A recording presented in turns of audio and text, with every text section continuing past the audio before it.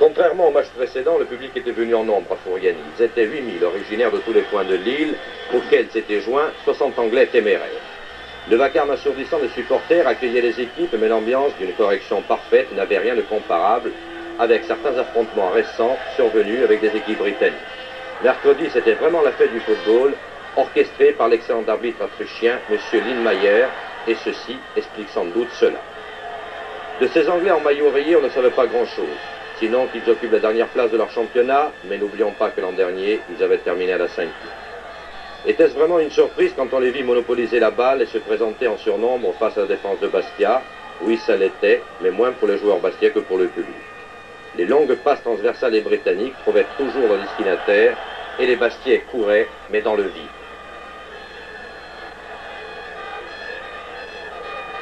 Et alors que Bastia essayait de se ressaisir, de prendre ce match enfin en main, devant son public, à la 9e minute, c'est la surprise. Barolo récupère une balle qui devait sortir, centre, et Canel bat Valère de près. Inutile de dire que pour les Bastiais, c'était le mauvais coup, mais Lisbonne les avait déjà vaccinés contre un découragement éventuel, en menant aussi par 2 fois sur ce terrain de Fouriani, nous revoyons ce but de Canel. Alors, cette fois-ci, il fallait vraiment y aller. Orlanducci, le défenseur offensif, Rep, puis De Zerbi, qui à 18 ans faisait ses débuts à la place de Mario. Mais Hardwick était là et veillait pour l'équipe anglaise.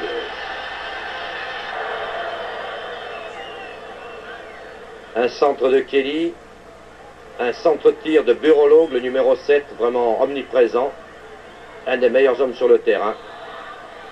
Et Veller était à la parade. Franceschetti entrait à la place de De Vigne, blessé avant le but. Un tir de Félix, mais au-dessus.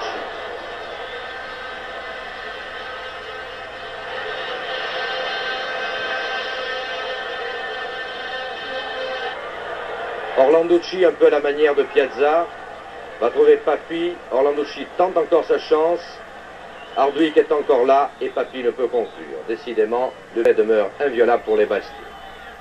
Mais quelques minutes plus tard, on y croit à ce but. La balle a pénétré, mais M. Lindmayer avait vu une main préalable de Caz.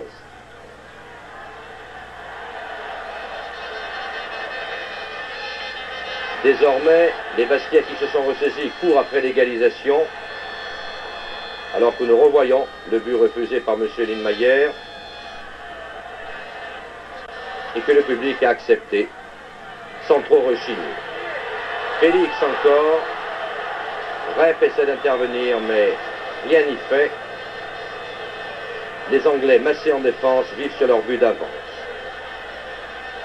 Et si Rep, la vedette, rate tout, le néophyte De Zerbi ne cesse d'affoler la défense britannique. Il tente ici un tir qui passe de très peu à côté. La maîtrise des Anglais avait impressionné, et l'optimisme n'était guère de mise à la mi-temps, où l'on vantait surtout les éternelles qualités de nos voisins britanniques. Pourtant, dès la reprise, sur les conseils de Pierre Cahuzac, l'équipe corse montait d'un cran dans le rythme adopté. Et cette fois-ci, c'était les Anglais qui commençaient à souffrir.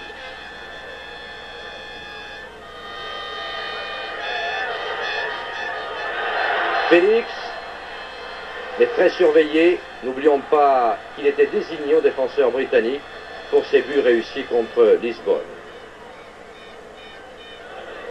Les défenseurs bastiais ont compris qu'il faut monter aussi pour se trouver à nombre égal devant ces Britanniques massés devant leur but.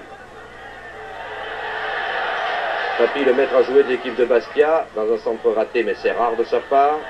Et puis enfin, le but tant attendu. Félix a glissé la balle, le gardien intervient, mais Papi chipe ce ballon dans les mains de Hendricks. Nous allons voir une deuxième version. Et inutile de vous dire la joie qui régnait à ce moment-là à Bastia.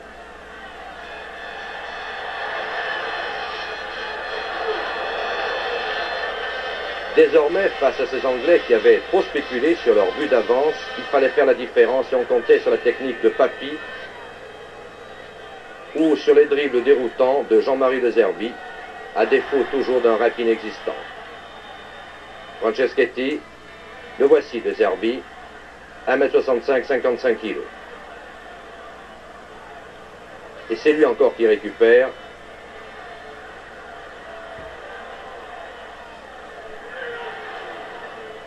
Les Anglais défendent par leur avant-centre, vous l'avez vu, tout à fait replié. Et même les défenseurs apportent leur contribution. Chacun essaie de battre ce gardien bondissant qui a fait une très très grosse impression sur les spectateurs de Fouriani.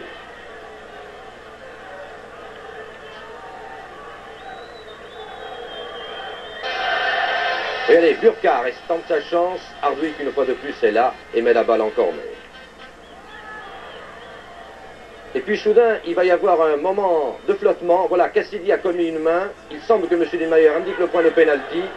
En réalité, il s'y un hors-jeu préalable à l'action et tout le monde fait confiance à la sagacité de l'Autrichien, ce qui est merveilleux dans une Coupe d'Europe.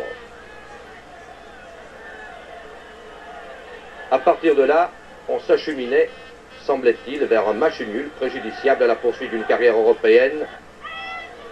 Mais c'était compté sans Claude Papy, le sauveur, qui battait Hardwick à 1 minute de la fin. Nous allons revoir ce but.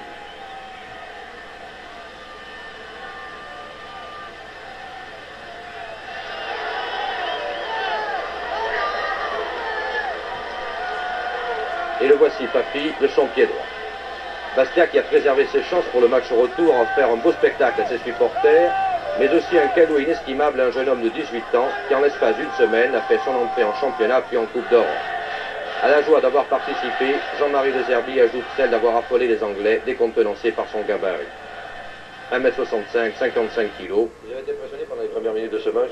Oui, au début, je ne savais pas quoi faire, mais après, petit à petit, j'ai touché quelques ballons. Après, c'est venu, j'étais lancé dans le grand bain, quoi. Vous avez l'impression maintenant à chaud d'avoir fait une bonne partie? J'ai fait en tout cas mon possible pour être à la hauteur de mes partenaires. Par rapport au match de championnat, vous avez trouvé une différence de rythme? Non, pas tellement. Au contraire, j'ai mieux fini le match de Coupe d'Europe que le match de championnat. Enfin, c'est une question d'habitude après. Quand on rentre comme ça, un but pour point, Coupe d'Europe, est-ce qu'on réalise vraiment qu'on a joué un match de Coupe d'Europe ou c'est une grande chance? Réalisé maintenant. Je pas encore réalisé. Merci.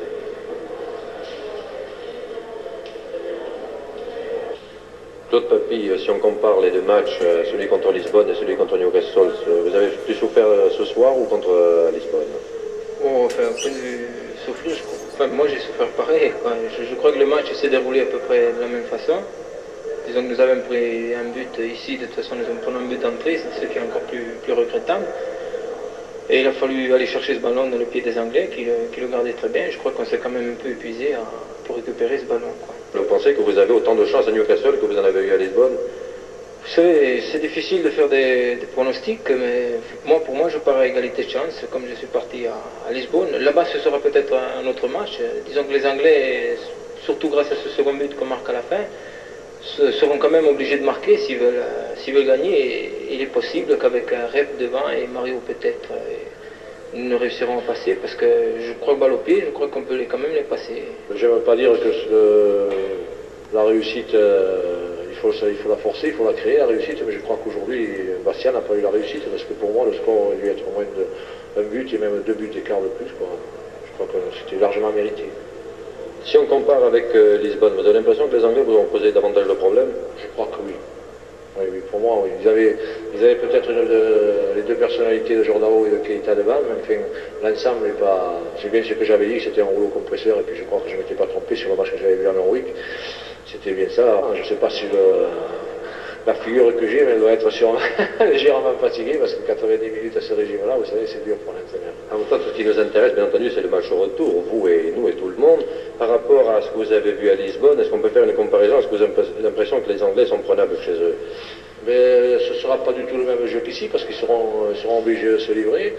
Et peut-être, justement, en procédant par contre, surtout balle au pied, je crois. Je crois qu'en passant, en rentrant balle au pied dans leur défense, ça peut être faisable. Mais après, je crois que ce sera difficile, parce que physiquement, je crois qu'ils sont beaucoup plus au point que ceux que j'étais Lisbonne à ce début du championnat. Voilà, mais Pierre Cahuzac et Claude Papy sont du même avis, et je crois que tout le monde, au soir du match,